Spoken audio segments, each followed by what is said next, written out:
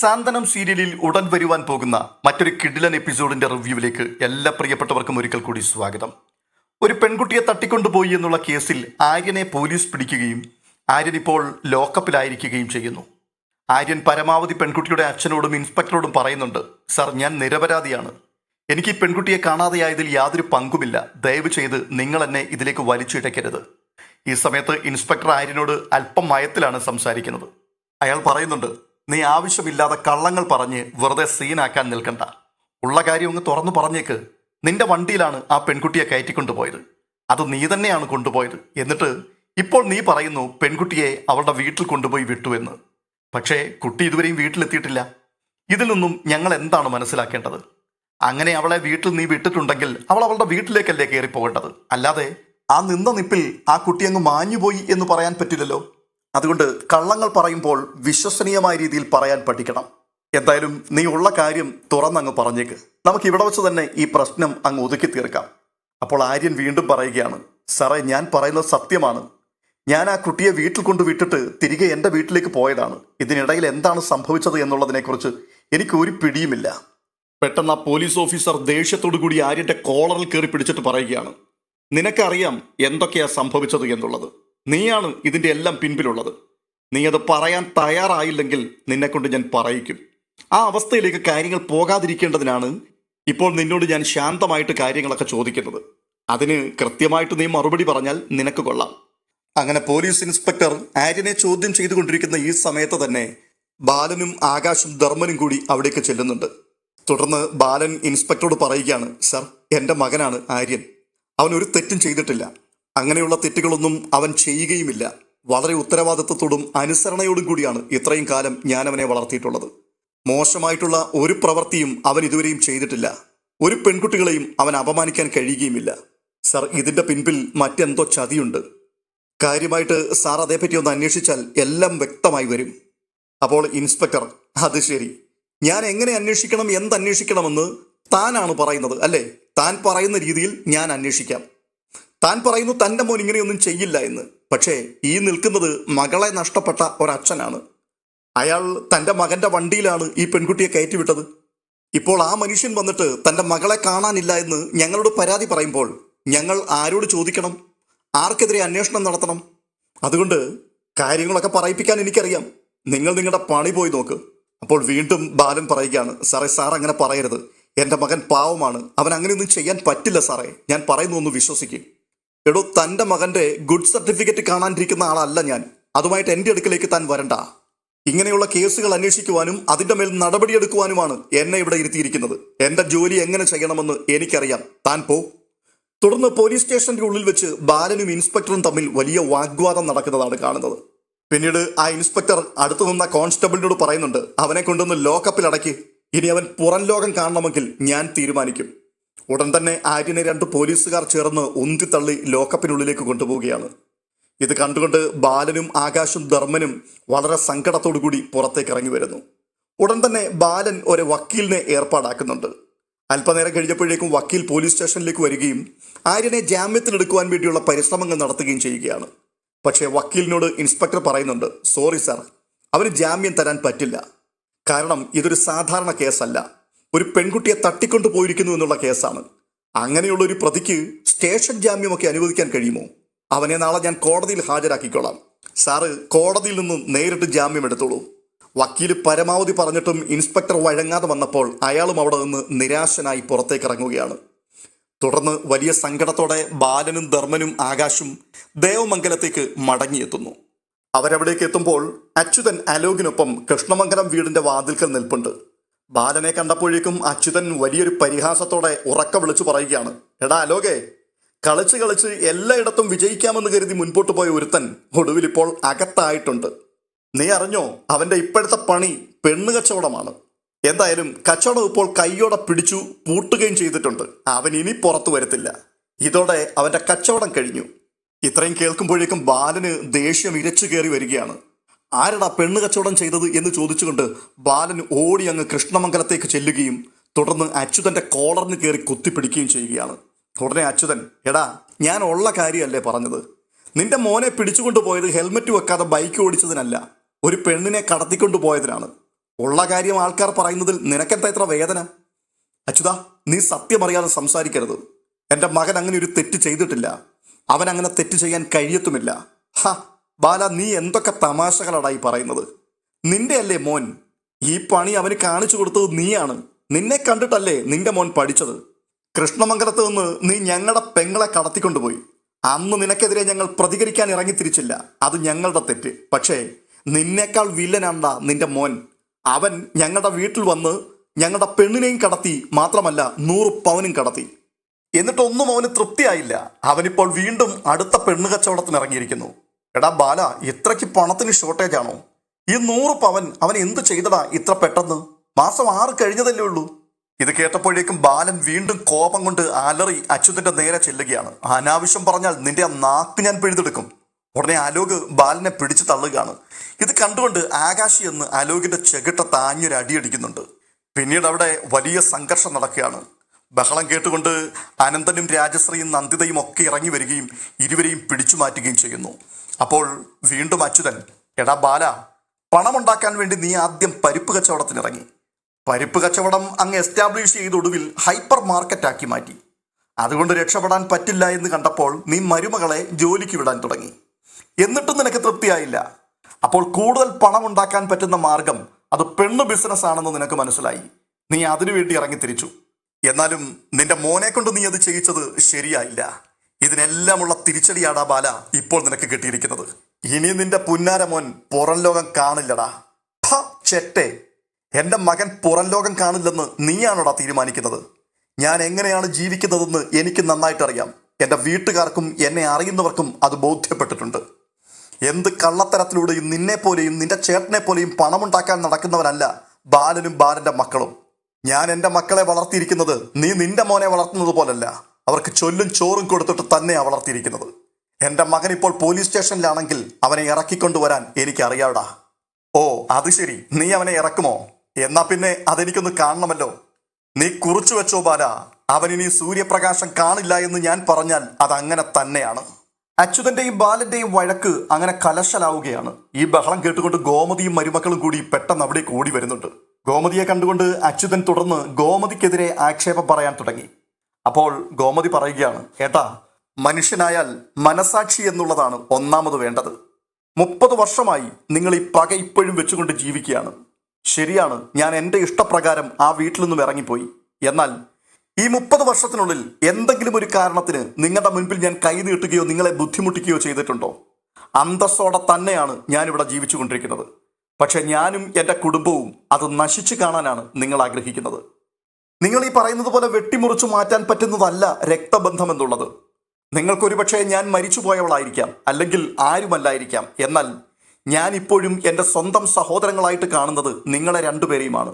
എൻ്റെ വീട്ടിൽ എന്തെങ്കിലും ഒരു പ്രശ്നമുണ്ടാകുന്നത് കാണുവാനും അതിനെ ആഘോഷിക്കുവാനും നിങ്ങൾ നോക്കിയിരിക്കുന്നവരാണ്. എന്നാൽ നിങ്ങൾക്കറിയാമോ, കൃഷ്ണമംഗലത്ത് എന്തെങ്കിലും ഒരു സാധനം താഴെ വീഴുന്ന ശബ്ദം കേൾക്കുമ്പോൾ എൻ്റെ നെഞ്ചിടിക്കുവാൻ തുടങ്ങും. അവിടെ ഒരു പ്രശ്നവും ഇല്ലായിരുന്നു എന്നറിയുന്ന സമയം വരെ ഗോമതി വേദനപ്പെട്ട് ഞരങ്ങിക്കൊണ്ട് നടക്കുകയാണ്. ഇപ്പോഴും എനിക്ക് നിങ്ങളോട് സ്നേഹമാണ്. പക്ഷേ നിങ്ങൾക്ക് ഞാനും എൻ്റെ കുടുംബവും ഇല്ലാതെയാകുന്നത് കാണാനാണ് ആഗ്രഹം. ദൈവമെന്ന് പറയുന്ന ഒരാൾ ജീവിച്ചിരിപ്പുണ്ട്. അതുകൊണ്ട് ഞങ്ങൾ നശിച്ചു പോകത്തില്ല. നമുക്ക് കാണാം എന്താണ് സംഭവിക്കാൻ പോകുന്നതെന്ന്. ഇത് പറഞ്ഞുകൊണ്ട് ഗോമതി പൊട്ടിക്കരയുമ്പോൾ ബാലൻ പതിയെ ഗോമതിയോട് പറയുകയാണ്, ഗോമതി, കൂടുതൽ ഇനി അവന്മാരോട് സംസാരിക്കണ്ട. അത് പോത്തിനോട് വേദമോതുന്നത് പോലെയാണ്. നീ വാ എന്ന് പറഞ്ഞിട്ട് ഗോമതിയെ പിടിച്ചുകൊണ്ട് ബാലൻ ദേവമംഗലത്തേക്ക് മടങ്ങിപ്പോവുകയാണ്. തുടർന്ന് വീണ്ടും കാണുന്നത് പോലീസ് സ്റ്റേഷനിലെ രംഗങ്ങളാണ്. ലോക്കപ്പിലേക്ക് ആര്യനെ കയറ്റിയിട്ടിട്ട് ഇൻസ്പെക്ടർ 2 പോലീസുകാരുമായി ആര്യന്റെ 2 കൈകളും ഉയർത്തിക്കെട്ടിയിട്ട് ചോദ്യം ചെയ്യുകയാണ്. സംഭവിച്ച കാര്യങ്ങളെല്ലാം ആര്യൻ വീണ്ടും വീണ്ടും പറയുന്നുണ്ട്. അപ്പോൾ ഇൻസ്പെക്ടർ പറയുകയാണ്, നീ പറയുന്നത് മുഴുവൻ പച്ചക്കള്ളങ്ങളാ. നിന്നെക്കൊണ്ട് എനിക്കറിയാം സത്യം പറയിപ്പിക്കാൻ. ഇത് പറഞ്ഞുകൊണ്ട് ആര്യനെ ശരീരമാസകലം അടിച്ചുടക്കിയാണ് ഇൻസ്പെക്ടർ. അടി കൊണ്ടുകൊണ്ട് ആര്യൻ ലോക്കപ്പിൽ കിടന്ന് അലറിക്കരയുന്ന രംഗങ്ങളൊക്കെ കാണുന്നുണ്ട്. തുടർന്ന് അല്പനിമിഷങ്ങൾ കഴിഞ്ഞപ്പോൾ ബാലനും ആകാശും ആനന്ദും കൂടി പോലീസ് സ്റ്റേഷനിലേക്ക് വീണ്ടും എത്തുകയാണ്. അവരവിടെ എത്തുമ്പോൾ കാണുന്നത് അടികൊണ്ട് അവശനായി ലോക്കപ്പിന്റെ ഒരു മൂലയിൽ ചുരുണ്ടുകൂടി കിടക്കുന്ന ആര്യനെയാണ്. ആര്യനെ ഇങ്ങനെ മർദ്ദിച്ച് അവശനാക്കിയതിനെക്കുറിച്ച് ആ പോലീസ് ഓഫീസറോട് ബാലൻ പൊട്ടിത്തെറിച്ചുകൊണ്ട് സംസാരിക്കുകയാണ്. അങ്ങനെ വലിയ ബഹളം അതിനകത്ത് നടന്നുകൊണ്ടിരിക്കുമ്പോൾ പെട്ടെന്ന് അച്യുതൻ അവിടേക്ക് കയറി വരുന്നു. അച്യുതനും ഈ പോലീസ് ഓഫീസറും തമ്മിൽ മുൻപ് പരിചയമുള്ളവരാണ്. സബ് ഇൻസ്പെക്ടറായി 2 ദിവസം മുൻപാണ് അയാൾ ഈ സ്റ്റേഷനിൽ ചാർജ് എടുത്തത്. അയാളെ ഒന്ന് നേരിട്ട് കാണുവാൻ വേണ്ടിയാണ് ഈ സമയത്ത് അച്യുതൻ അവിടേക്ക് വരുന്നത്. ആ കൂട്ടത്തിൽ ആര്യനെയും ഒന്ന് കാണണം, ആ ലക്ഷ്യം തന്നെയാണ്. ബാലനും ആനന്ദും ആകാശും ധർമ്മനും കൂടി ഇൻസ്പെക്ടറുടെ മുൻപിൽ നിൽക്കുമ്പോൾ അച്യുതൻ അങ്ങോട്ട് കയറി ചെന്നിട്ട്, ആഹാ എന്തുണ്ട് സാറേ വിശേഷം, പുതുതായി ചാർജ് എടുത്തിട്ട് എങ്ങനെയുണ്ട് ഇവിടുത്തെ ഡ്യൂട്ടിയൊക്കെ? അപ്പോൾ അയാൾ, ആഹാ സാറാണോ, സാറ് വരും എന്ന് എനിക്ക് അറിയാമായിരുന്നു, ഞാൻ കാത്തിരിക്കുകയായിരുന്നു. ഡ്യൂട്ടിയൊന്നും തിരക്കേടില്ല സാറേ, കുഴപ്പമില്ലാതെ പോകുന്നു. ആ ഞങ്ങളുടെ നാടൊക്കെ ഇഷ്ടപ്പെട്ടോ? ഇവിടെയുള്ള ചില ആൾക്കാരൊഴിച്ച് ബാക്കിയുള്ളവരൊക്കെ പാവം പിടിച്ച മനുഷ്യരാണ്, അതുകൊണ്ട് സാറിന് ധൈര്യമായിട്ട് മുൻപോട്ട് പോകാം. ഇത് പറഞ്ഞിട്ട് അച്യുതൻ ആര്യന്റെ മുഖത്തേക്കൊന്ന് നോക്കുന്നുണ്ട്. എന്നിട്ട് ചോദിക്കുകയാണ്, എന്തു പറ്റി സാറേ, ഇവനെ എന്തിനാണ് ഇവിടെ പിടിച്ചുകൊണ്ട് നിട്ടിരിക്കുന്നത്? അപ്പോൾ SI പറയുന്നുണ്ട്, സാറേ ഇതൊരു പെണ്ണ് കേസാണ്. ഒരു പെൺകുട്ടിയെ ഇവൻ തട്ടിക്കൊണ്ടുപോയി എവിടെയോ ഒളിപ്പിച്ചു വെച്ചിരിക്കുകയാണ്. തുടർന്ന് അപ്പുറത്തെ ബെഞ്ചിലിരിക്കുന്ന ഒരു വൃദ്ധനായ മനുഷ്യനെ ചൂണ്ടിക്കാണിച്ചിട്ട്, ദേ ആ ഇരിക്കുന്ന മനുഷ്യന്റെ മകളെയാണ് കാണാതെയായിരിക്കുന്നത്. കോളേജ് ഹോസ്റ്റലിൽ നിന്നും ടൂറിന് വേണ്ടി ഇവന്റെ വണ്ടിയിൽ കയറ്റിക്കൊണ്ടു പോയതാണ്. ആ പെണ്ണിനെ എവിടെയോ കടത്തി. ഇപ്പോൾ അവൾ എവിടെയാണെന്ന് ഒരു പിടിയുമില്ല. അവൾ എവിടെയാണ് ഇപ്പോഴെന്നറിയാവുന്നത് ഇവന് മാത്രമാണ്. പക്ഷേ എന്ത് ചെയ്തിട്ടും അവനത് പറയില്ല എന്ന് ശാഠ്യം പിടിച്ചിരിക്കുകയാണ്. ദേ ഇതാണ് ആ പെൺകുട്ടിയുടെ ഫോട്ടോ എന്ന് പറഞ്ഞിട്ട് മിസ്സിങ്ങിലായിരിക്കുന്ന ആ കുട്ടിയുടെ ഫോട്ടോ ഇൻസ്പെക്ടർ എടുത്ത് അച്യുതനെ കാണിക്കുന്നുണ്ട്. അപ്പോൾ അച്യുതൻ പറയുകയാണ്, സാറേ ഇവരെ എനിക്ക് നന്നായിട്ട് അറിയാം. കുടുംബപരമായി ഇവർ ക്രിമിനൽസ് ആണ്. പെണ്ണുങ്ങളെ തട്ടിക്കൊണ്ടു പോവുക എന്നുള്ളതാണ് ഇവരുടെ പ്രധാനപ്പെട്ട ബിസിനസ്. ഞങ്ങൾക്ക് ഒരു പെങ്ങൾ മാത്രമേ ഉള്ളൂ. അവളെ ഞങ്ങളുടെ വീട്ടിൽ നിന്നും കടത്തിക്കൊണ്ടുപോയ പ്രതിയാണ് ഈ നിൽക്കുന്ന അച്ഛൻ ബാലൻ. അതിനുശേഷം ഇപ്പോൾ ഈ അകത്ത് കിടക്കുന്നവൻ 6 മാസങ്ങൾക്ക് മുമ്പ് എൻ്റെ ജ്യേഷ്ഠൻ്റെ മോളെ വീട്ടിൽ നിന്നും കടത്തിക്കൊണ്ടുപോയി. കൂട്ടത്തിൽ 100 പവനും മോഷ്ടിച്ചു.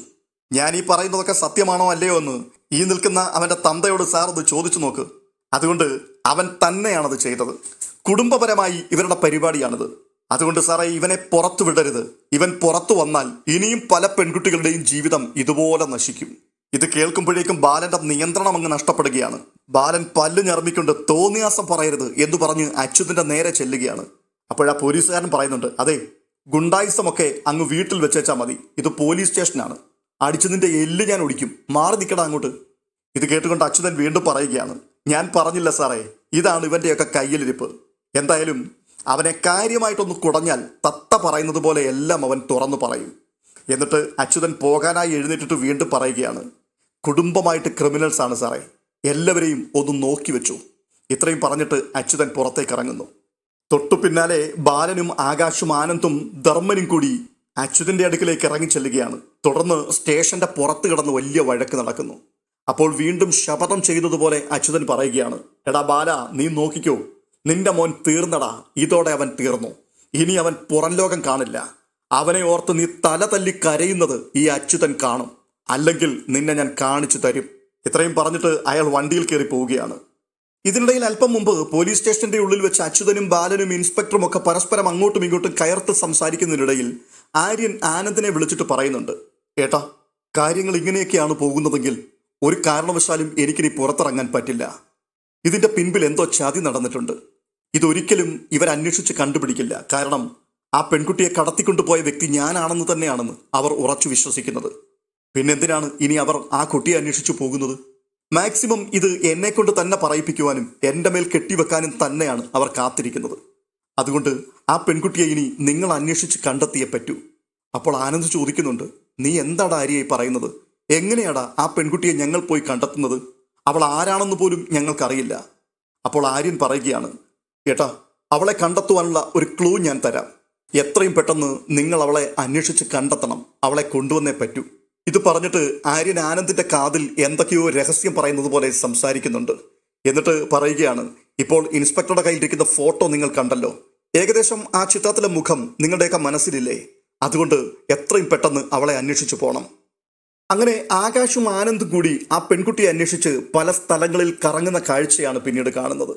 രാവും പകലുമില്ലാത്ത അന്വേഷണത്തിനൊടുവിൽ അവർ ആ പെൺകുട്ടിയെ തുടർന്ന് കണ്ടെത്തുകയാണ്. അടുത്ത ദിവസം രാവിലെ ആര്യനെ കോടതിയിൽ ഹാജരാക്കുവാൻ വേണ്ടി എല്ലാ നടപടിക്രമങ്ങളും പൂർത്തിയാക്കി അവർ പോലീസ് സ്റ്റേഷനിൽ നിന്നും ഇറങ്ങുവാൻ തുടങ്ങുകയാണ്. ഈ സമയത്ത് ബാലനും മിത്രയും ധർമ്മനും കൂടി സ്റ്റേഷനിലേക്ക് ചെല്ലുന്നുണ്ട്. മിത്ര ഇൻസ്പെക്ടറിനോട് പറയുന്നുണ്ട്, സർ എൻ്റെ ഭർത്താവ് നിരപരാധിയാണ്, അദ്ദേഹം അങ്ങനെ ഒരു തെറ്റ് ചെയ്തിട്ടില്ല, അദ്ദേഹത്തിന് അങ്ങനെ ഒരു തെറ്റ് ചെയ്യാൻ കഴിയില്ല എന്ന് എനിക്ക് ഉറപ്പുണ്ട്. ഉടനെ ഇൻസ്പെക്ടർ പറയുകയാണ്, കൊച്ചേ നീ കൂടുതലൊന്നും സംസാരിക്കണ്ട, നിന്നെ അവൻ കടത്തിക്കൊണ്ടു പോയതല്ലേ, നിന്റെ കൊച്ചച്ഛൻ ഇന്നലെ എന്നോട് കാര്യങ്ങളെല്ലാം പറഞ്ഞിരുന്നു. പെണ്ണുങ്ങളെ കടത്തിക്കൊണ്ടു പോവുക എന്നുള്ളതാണ് ഇവന്റെ ഇപ്പോഴത്തെ പ്രധാനപ്പെട്ട പണി. നീ ഒരുപക്ഷെ അതൊന്നും അറിഞ്ഞിട്ടുണ്ടാവില്ല. ഇത് നല്ല വരുമാനം കിട്ടുന്ന ബിസിനസ്സാണ്. കാശിനോട് ആർത്തിയുള്ള പല ആൾക്കാരും ഈ കാലത്ത് ചെയ്യുന്ന ഒരു നല്ല ബിസിനസ് കൂടിയാണിത്. എന്തായാലും നീ ചെന്ന് വീണിരിക്കുന്നത് വലിയൊരു കെണിക്കകത്താണ്. ഈ പെൺവാണിഭം എന്നൊക്കെ പറഞ്ഞാൽ നിനക്കറിയാമോ, അത് വലിയൊരു ചങ്ങലയാണ്. അങ്ങനെയുള്ള ഒരു ചങ്ങലയിലെ പ്രധാനപ്പെട്ട കണ്ണിയാണ് നിന്റെ ഭർത്താവ്. പക്ഷേ ഇതോടെയെല്ലാം തീർന്നു. അല്ല, ഇതോടെയെല്ലാം ഞങ്ങൾ തീർത്തു. ഇനി അവൻ പുറത്തു വരില്ല മോളെ. അവനെ നീ അങ്ങ് മറന്നേക്ക്. ഇത് പറഞ്ഞിട്ട് അങ്ങോട്ട് നടക്കണമെന്ന് പറഞ്ഞ് ആര്യനുമായി അവർ പുറത്തേക്ക് ഇറങ്ങുവാൻ തുടങ്ങുമ്പോൾ പെട്ടെന്ന് ആനന്ദും ആകാശും കൂടി ആ പെൺകുട്ടിയെയും കൊണ്ട് പോലീസ് സ്റ്റേഷനിലേക്ക് കയറി വരികയാണ്. ആ പെൺകുട്ടിയെ കാണുമ്പോഴേക്കും എല്ലാവരും ഒന്ന് അമ്പരക്കുന്നുണ്ട്. അപ്പോൾ ആ കുട്ടി ഓടി വന്ന് തൻ്റെ അച്ഛനെ കണ്ടുകൊണ്ട് അയാളെ കെട്ടിപ്പിടിക്കുകയും കരയുകയും ചെയ്യുന്നുണ്ട്. അച്ഛൻ ചോദിക്കുകയാണ്, മോളെ നീ എവിടെയായിരുന്നു ഇത്രയും സമയം? നിന്നെ കാണാഞ്ഞിട്ട് ഞങ്ങൾ എവിടെയെല്ലാം അന്വേഷിച്ചു എന്ന് നിനക്കറിയാമോ? നിനക്ക് എന്താണ് സംഭവിച്ചത്? ഇതൊക്കെ കേട്ടിട്ട് ആ പെൺകുട്ടി തല ഉയർത്തി മെല്ലെ തിരിഞ്ഞു നോക്കുമ്പോൾ ശരീരമാകെ അടിച്ചു മുറിവേൽപ്പിക്കപ്പെട്ട് മൃതപ്രായനായി നിൽക്കുന്ന ആര്യനെയാണ് കാണുന്നത്. അത് കണ്ടപ്പോഴേക്കും അവളുടെ ഹൃദയം തകരുന്നുണ്ട്. എന്നിട്ട് അവൾ പൊട്ടിക്കരയുകയാണ്. തുടർന്ന് ഇൻസ്പെക്ടറിനോട് അവൾ പറയുകയാണ്, സർ, ഈ മനുഷ്യൻ നിരപരാധിയാണ്. കോളേജിൽ നിന്നും ഞങ്ങൾ ടൂറിന് പോകുവാൻ വേണ്ടി ഇയാളുടെ വണ്ടിയാണ് ബുക്ക് ചെയ്തത്. ഇയാൾ വീട്ടിൽ വന്നിട്ട് എന്നെ കാറിൽ കയറ്റിക്കൊണ്ട് പോവുകയായിരുന്നു. എന്നാൽ എൻ്റെ കൂടെ പഠിക്കുന്ന 2 പേർ എന്നോടൊപ്പം ടൂറിന് വരുവാൻ പ്ലാൻ ചെയ്തിരുന്ന പെൺകുട്ടികളെ മറ്റൊരു വണ്ടിയിൽ കയറ്റി വിട്ടിട്ട് അവർ 2 പേരും കൂടി എൻ്റെ കൂട്ടുകാരികളെ അന്വേഷിച്ച് ഞാൻ എത്തിയ സ്ഥലത്ത് എന്നെ കാത്തു നിൽക്കുകയായിരുന്നു. എൻ്റെ അപ്പുറവും ഇപ്പുറവും അവർ വണ്ടിയിൽ കയറിയിരുന്നു. അങ്ങനെ ഞങ്ങൾ മുൻപോട്ട് പോകുന്ന സമയത്ത് അവരെന്നോട് മോശമായിട്ട് ഇടപെടുവാൻ തുടങ്ങി. ആ ഒരു സാഹചര്യത്തിൽ ഞാൻ അപകടത്തിൽപ്പെടുകയാണ് എന്ന് മനസ്സിലാക്കിയിട്ട് ഇയാൾ അവരുടെ കയ്യിൽ നിന്നും എന്നെ തന്ത്രപരമായി രക്ഷിക്കുകയായിരുന്നു. തുടർന്ന് ഇദ്ദേഹം എന്നെ എൻ്റെ വീടിൻ്റെ അടുത്ത് കൊണ്ടുവിട്ടു. പോകുന്ന വഴിയിൽ ഞാൻ ഇദ്ദേഹത്തോട് പറഞ്ഞിരുന്നു, എന്നെ വീട്ടിലേക്ക് കൊണ്ടുപോകണ്ട, വഴിയിൽ ഇറക്കി വിട്ടാൽ മതി, ഞാൻ ഒറ്റയ്ക്ക് പോയിക്കൊള്ളാം, അച്ഛനോട് ഞാൻ എന്തെങ്കിലും പറഞ്ഞോളാമെന്ന്. ഇത് കേട്ടിട്ട് എന്നെ വഴിയിലിറക്കി അദ്ദേഹം മടങ്ങിപ്പോയി. പക്ഷേ ഞങ്ങൾ അറിയാതെ മറ്റൊരു വണ്ടിയിൽ അവന്മാർ ഞങ്ങളെ പിന്തുടരുന്നുണ്ടായിരുന്നു. ഇദ്ദേഹം വണ്ടി തിരിച്ചു പോയ സമയത്ത് അവർ മറ്റൊരു കാറുമായി വന്നിട്ട് എന്നെ ബലമായതിൽ പിടിച്ചു കയറ്റിയിട്ട് എവിടേക്കോ ഓടിച്ചു പോയി. ഒരജ്ഞാത കേന്ദ്രത്തിൽ കൊണ്ടുപോയി എന്നെ ഒരുപാട് മർദ്ദിക്കുകയും ലൈംഗികമായി എന്നെ പീഡിപ്പിക്കുവാൻ അവർ ശ്രമിക്കുകയും ചെയ്തു. ഞാൻ അവരുടെ പിടിയിൽ നിന്നും ഓടി രക്ഷപ്പെട്ട് ഒരു സ്ഥലത്ത് പോയി ഒളിച്ചിരിക്കുകയായിരുന്നു. മണിക്കൂറുകളോളം ആ ഇരിപ്പ് ഞാൻ അവിടെ തുടർന്നു. അതിനുശേഷം അവർ വരില്ല എന്നുറപ്പായപ്പോൾ ഞാൻ പുറത്തേക്കിറങ്ങി. അങ്ങനെ വരുന്ന സമയത്താണ് ഈ ഏട്ടന്മാർ എന്നെ വന്ന് കാണുകയും ഇവരുടെ കൂടെ എന്നെ കൊണ്ടുവരികയും ചെയ്യുന്നത്. ഞാൻ ഈ പറയുന്നതൊക്കെ സത്യമാണ്. ഇയാൾ നിരപരാധിയാണ് സാർ. ദയവ് ചെയ്ത് അയാളെ ഇനി ഉപദ്രവിക്കരുത്. ഈ പെൺകുട്ടി ഇത്രയും പറയുമ്പോഴേക്കും SI തനിക്ക് പറ്റിയത് അബദ്ധമായിരുന്നല്ലോ എന്ന് ഓർത്ത് എന്തു പറയണമെന്നറിയാതെ തല കുനിച്ചങ്ങനെ നിൽക്കുകയാണ്. അപ്പോൾ ബാലൻ SIയോട് പറയുന്നുണ്ട്, സാറേ, സർക്കാർ ശമ്പളം തന്ന് നിങ്ങളെ ഈ ജോലിക്ക് ഇവിടെ ഇരുത്തിയിരിക്കുന്നത് സാധുക്കളായ ആൾക്കാർക്ക് നീതി വാങ്ങിക്കൊടുക്കാൻ വേണ്ടിയാണ്, അല്ലാതെ സത്യം എന്തെന്ന് അന്വേഷിച്ചറിയാതെ നിരപരാധികളെ പീഡിപ്പിക്കാൻ വേണ്ടിയല്ല. ഈ പെൺകുട്ടി എവിടെയാണ് എന്ന് അന്വേഷിച്ച് കണ്ടെത്തേണ്ടത് നിങ്ങളായിരുന്നു. പക്ഷേ നിങ്ങൾ അതിന് തയ്യാറായില്ല. അതിനു പകരം എൻ്റെ മക്കൾ പോയി ഈ കുട്ടിയെ അന്വേഷിച്ച് കണ്ടെത്തി ഇപ്പോൾ ഇവിടെ കൊണ്ടുവന്നു. ഇപ്പോൾ ഇത് സംഭവിച്ചില്ലായിരുന്നുവെങ്കിൽ എൻ്റെ മകനെ നിങ്ങൾ കൊന്നുകളയുമായിരുന്നില്ലേ? ഇത് എന്ത് നീതിയാണ് സാറേ? ഒരാളുടെ മേൽ കുറ്റം ചുമത്തുമ്പോൾ കുറഞ്ഞ പക്ഷം അയാളെ കേൾക്കാനെങ്കിലും നിങ്ങൾ തയ്യാറാകണം. അയാൾ പറയുന്നതിൽ എന്തെങ്കിലും കഴമ്പുണ്ടോ എന്ന് അന്വേഷിക്കാനുള്ള ഒരു മനോഭാവമെങ്കിലും നിങ്ങൾ കാണിക്കണം. എന്തായാലും ഞാൻ നിങ്ങൾക്കെതിരെ കേസിനും പരാതിക്കും ഒന്നും വരുന്നില്ല. എൻ്റെ മകനുമായി ഞാൻ പോവുകയാണ്. ഞങ്ങൾ സമാധാനത്തോടെ ജീവിക്കുന്നവരാണ് സാർ. അല്ലാതെ ഞങ്ങൾ ഇതുവരെയും സമൂഹത്തിൽ യാതൊരു ക്രിമിനൽ പ്രവർത്തികളിലും ഏർപ്പെട്ടിട്ടില്ല. സാർ പൊതുസമൂഹത്തിലേക്ക് ഇറങ്ങിയിട്ട് ഗോമതി സ്റ്റോഴ്സിലെ ബാലൻ ആരാണെന്നും ബാലന്റെ മക്കൾ ആരാണെന്നും ഒന്ന് അന്വേഷിക്കണം. ഞങ്ങളൊന്നും പറയുന്നില്ല, നാട്ടുകാർ പറയും ഞങ്ങൾ ആരാണ് എന്നുള്ളത്. തുടർന്ന് ബാലൻ ആര്യന്റെ മുഖത്തേക്ക് നോക്കിയിട്ട് മോനെ ആര്യ എന്ന് പറഞ്ഞ് ആര്യനെ കെട്ടിപ്പിടിച്ച് കരയുകയാണ്. തുടർന്ന് കാണുന്നത് ആര്യനെയും കൊണ്ട് അവർ ദേവമംഗലത്തേക്ക് മടങ്ങിയെത്തുന്നു. ഈ സമയത്ത് അലോകും അച്യുതനും വീടിന്റെ വാതിക്കൽ തന്നെയുണ്ട്. ഈ കാഴ്ച കണ്ടുകൊണ്ട് അന്തം വിട്ട് അവരങ്ങനെ വീടിന്റെ വാതിക്കൽ നോക്കി നിൽക്കുകയാണ്. എന്താണ് സംഭവിച്ചത് എന്നവർക്ക് മനസ്സിലാകുന്നില്ല. ഉടനെ ബാലൻ അങ്ങോട്ട് നോക്കിയിട്ട് വിളിച്ചു പറയുന്നുണ്ട്, അച്യുതാ, നീയല്ലേ പറഞ്ഞത് എൻ്റെ മോന് നീ സൂര്യപ്രകാശം കാണില്ലെന്ന്? ദേ നിൽക്കുന്നടാ, സൂര്യപ്രകാശത്തിൽ തന്നെയാണ് അവൻ നിൽക്കുന്നത്. ഇനി നിനക്കെന്തെങ്കിലും പറയാനുണ്ടോ? ഇത് കേട്ടിട്ട് മറുപടി ഒന്നും പറയാതെ അച്യുതൻ അങ്ങനെ ഷോക്കടിച്ചതുപോലെ നിൽക്കുകയാണ്. തുടർന്ന് കാണുന്നത് ആര്യനുമായിട്ട് ബാലനും കൂടെയുള്ളവരും വീടിനുള്ളിലേക്ക് കയറുമ്പോൾ ഗോമതി ഓടി വന്ന് നിലവിളിച്ചുകൊണ്ട് ആര്യനെ കെട്ടിപ്പിടിച്ചങ്ങ് കരയുകയാണ്. ആര്യന്റെ ശരീരമാകെ അടിച്ചു മുറിവേൽപ്പിക്കപ്പെട്ട് കരിതിരിച്ച പാടുകളൊക്കെ കിടക്കുകയാണ്. ഇത് കണ്ടിട്ട് ഗോമതിയുടെ നിയന്ത്രണം തന്നെ നഷ്ടപ്പെടുന്നുണ്ട്. തുടർന്ന് ഗോമതി ചോദിക്കുന്നുണ്ട്, ആര്യ മോനെ ഒത്തിരി അവരെ അടിച്ചോടാ, അയ്യോ ദേഹമെല്ലാം മുറിവേറ്റിട്ടുണ്ടല്ലോ, കണ്ടമാനം ചതഞ്ഞു കിടക്കുകയാണ്, നമുക്ക് ഏതെങ്കിലും ആശുപത്രിയിൽ പോകാം, ഇല്ലെങ്കിൽ എവിടെയെങ്കിലും ഏതെങ്കിലും വൈദ്യന്റെ അടുക്കൽ കൊണ്ടുപോകാം, ഇങ്ങനെയായാൽ എൻ്റെ കുഞ്ഞ് ചത്തുപോകും എന്നൊക്കെ പറഞ്ഞ് ഗോമതി വീണ്ടും ആര്യനെ കെട്ടിപ്പിടിച്ച് കരയുകയാണ്. ഇന്നത്തെ റിവ്യൂ ഇവിടം കൊണ്ട് അവസാനിപ്പിക്കുകയാണ്. ഇതിന്റെ ബാക്കി അടുത്ത വീഡിയോയിൽ വീണ്ടും പറയാം. ഈ വീഡിയോ നിങ്ങൾക്ക് ഇഷ്ടപ്പെട്ടിട്ടുണ്ടെങ്കിൽ ഒന്ന് ലൈക്ക് ചെയ്യുവാൻ മറക്കരുത്. അപ്പോൾ തന്നെ ഇതുവരെയും ഈ ചാനൽ നിങ്ങൾ സബ്സ്ക്രൈബ് ചെയ്തിട്ടില്ലെങ്കിൽ ഒന്ന് സബ്സ്ക്രൈബ് ചെയ്യുവാനും മടിക്കരുത് എന്ന് ഓർപ്പിക്കുന്നു. അടുത്ത വീഡിയോയിൽ കാണും വരേക്കും ബൈ ബൈ.